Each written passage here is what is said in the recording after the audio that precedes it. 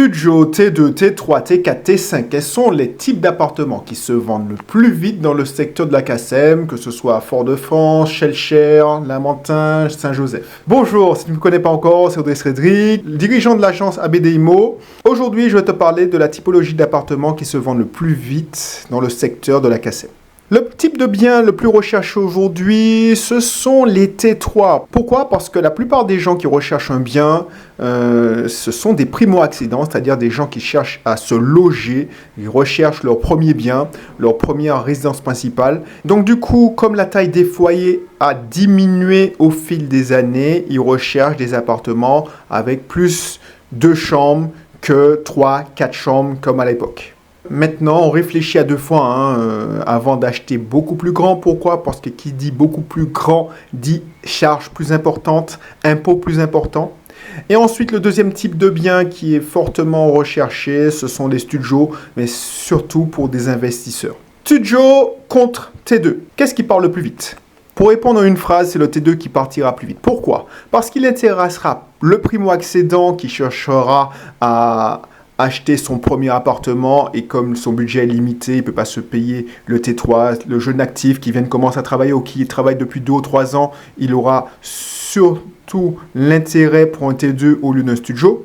Et les investisseurs qui ont les moyens, qui se disent que un T2 est plus facile à louer parce qu'il y a une demande plus forte qu'un studio et les gens resteront plus longtemps. Ils peuvent se louer un T2 à 2, alors qu'un studio, c'est surtout des gens qui vivent seuls, des étudiants.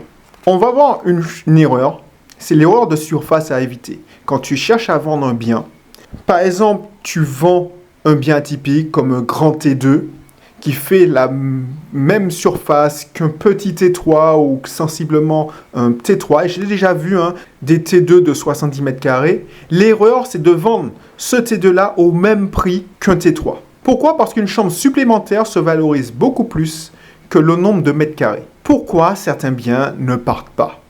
Certains biens ne partent pas parce que tout simplement ils ne sont pas au prix du marché.